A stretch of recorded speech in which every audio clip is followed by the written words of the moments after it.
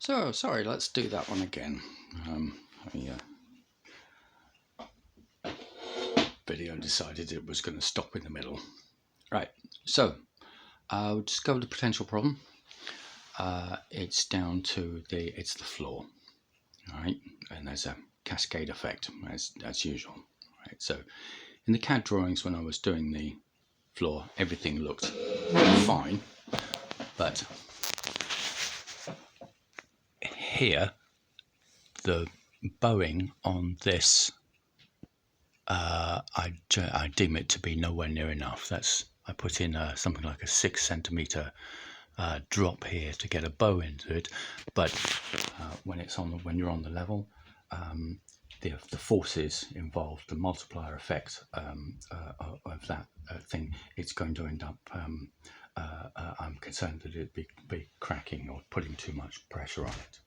So what we're going to have to do is put in a batch of probably 3 or 4 pipes down here, which will go right the way along the length from front of the passenger area down to here, and it will attach in the footwell, attached to here, and same on the other side.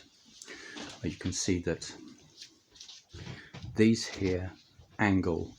This one angles inwards, then there's a couple of runners here, and then it angles back out again. So there'll be a space in between those that the triple or quadruple large diameter pipes will fit first on the left side onto here, and then on the right side of those two, and then finally going back to the left hand side.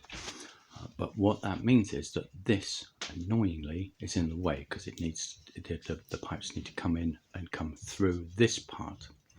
So this is going to have to shift from being at this angle from there to there to that angle to there to there. At which point those triple or quadruple pipes, when they come in, if we do that with them, then at least the lower one can be securely attached to here, and the other ones can be securely attached to those, and it can also be securely attached to this one, etc, etc. You get the idea. But this has got to go. Now, there are 2 ways to do that. One is to do a hack job where you make this but 17 millimeters longer, or 16, 17 millimeters longer at each end, so that it goes directly against the central spherical point. Or you actually rip this out and rip that one out and replace them. But if you look at the number of things that are on these, you've got 1, 2, 3, 4, 5, 6, 7, 8 pipes coming onto there, plus a tensioner wrap on that, and likewise on here you've got 1, 2, 3, 4, 5, 6, 7, 8 pipes on here, plus 2 tension wraps on here. And because you've got this top one on here as well, the only way to get this a replacement node in here is by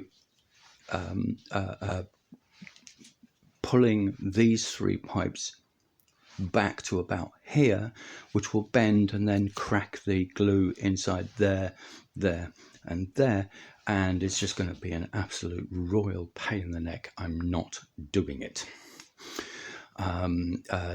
So this sort of illustrates the cascade effect of this thing. Now, when these pipes are done instead as cast aluminium or cast steel, whatever it is, here with locking things, where you just take the bar and you go ka-chunk, ka-chunk, and that's it, this does not become a problem. But it's because that would literally, you just have to go turn, turn, turn, turn, turn, turn, turn, turn, turn, remove all of these things just a tiny bit, undo them from this end, move them out, put that one back in place, and lock each of those back on, and you're done. But that's not the case with here, because we're actually going to cover the entire lot and it's it's glued in because it's a prototype. So instead, what we're going to have to do is just construct a new one of these that goes directly against the node, and then cut this out, and if necessary, cut out its joint point. So I'll now show the CAD, but basically what I will do is I'll correct the CAD, CAD drawing. So that's the next task. So that if anybody else makes one of these, they've got the correct drawings to work from. And for the next version, the next one that's made will also be properly done. So yeah, that's the next stage. Correct that. Thank you very much.